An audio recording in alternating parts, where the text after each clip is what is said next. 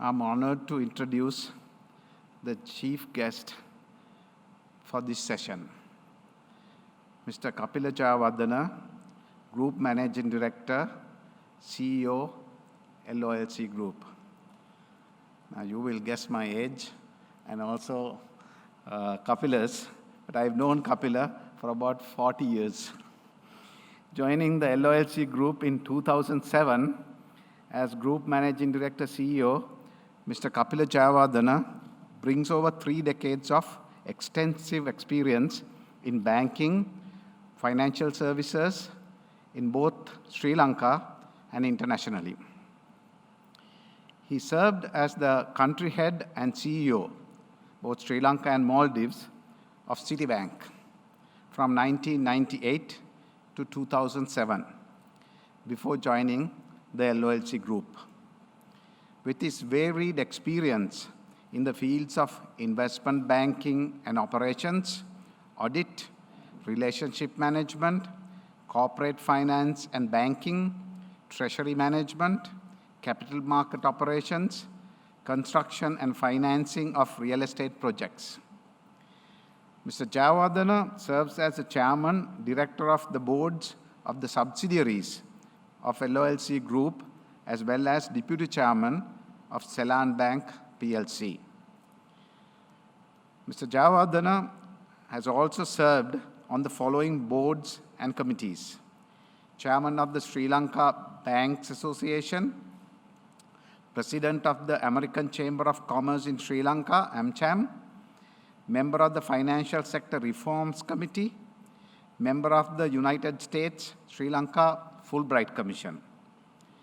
Mr. Jayawardane holds an MBA in Financial Management and is a fellow member of the Institute of Bankers and an associate member of the Institute of Cost and Executive Accountants, London.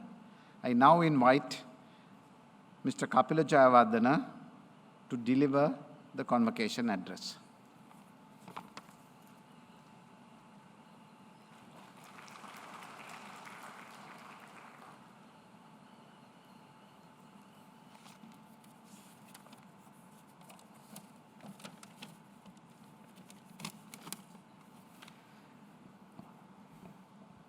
Good evening. Good evening to all of you. First of all, it's a pleasure and a privilege to be here.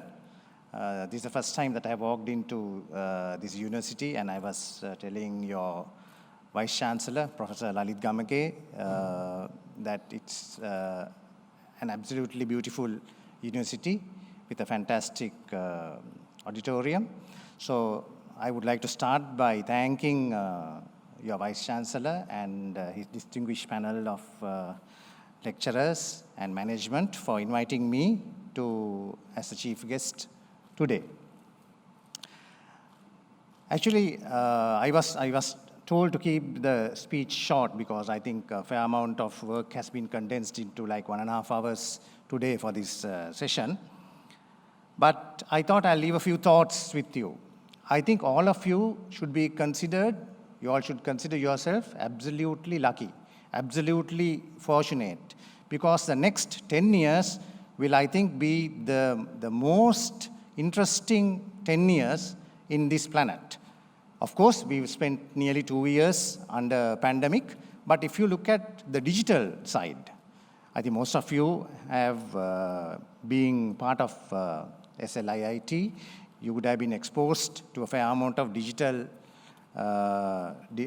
knowledge in the last few years that you have been in this university. So if you really look at what's going to happen digitally in this world, I think you know more about it than me.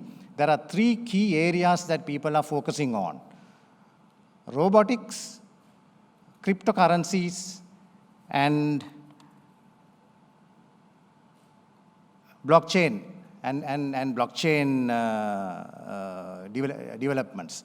So these will revolutionize the way we think, we work, and we live in this planet in the next 5 to 10 years. So I think it's going to be a very, very interesting time for young people like you, because you will be at the helm. You will be able to lead some of these initiatives in many countries. Sri Lanka has missed many opportunities, and I don't want I don't think Sri Lanka should miss the 3 opportunities that I talked about as long as young graduates like you are around in this country. You have the power to change the world to the better. I think that's the power that you have as very young people, as people in your early 20s. You will have the power to change the world in the next 5 to 10 years.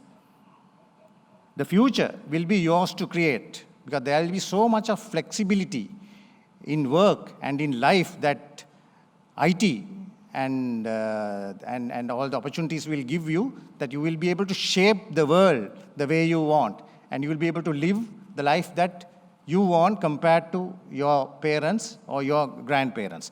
You will have a lot more freedom in life as the digital revolution continues.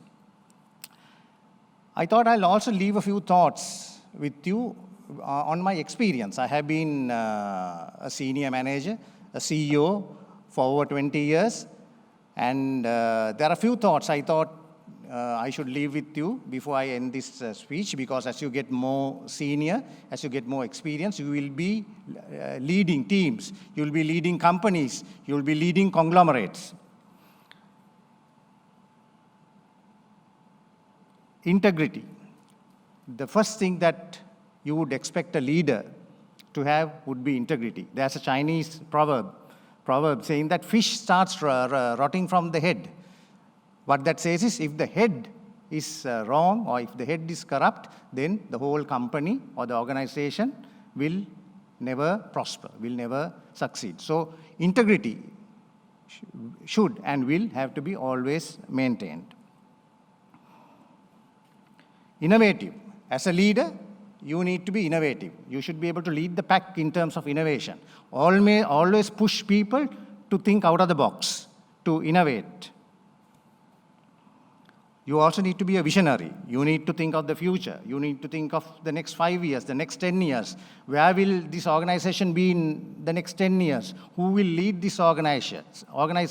What will be the products that this organization will need to look at with the changing world? So that's the vision you will need as a leader.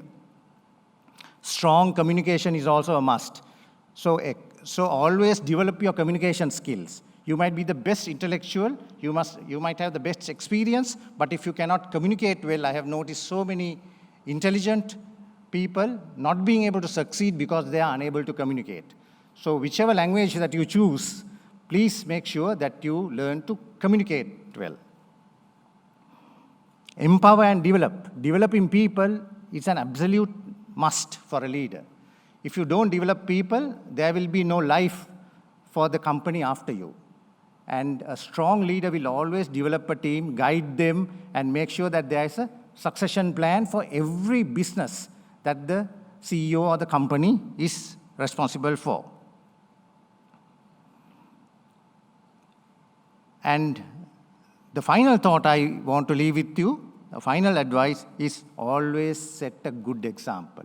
Always be a good example.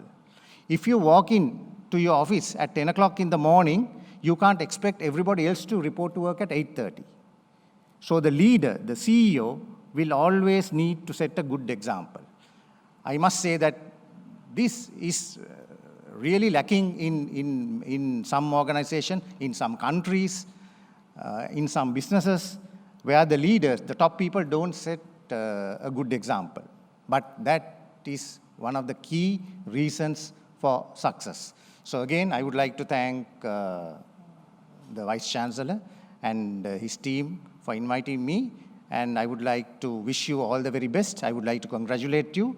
There were some spectacular performances, and I think all of you and your parents should be very proud of you, because you all have achieved the best and from one of the top-notch institutions, one of the top-notch universities in Sri Lanka. So thank you very much, and wish you all the best.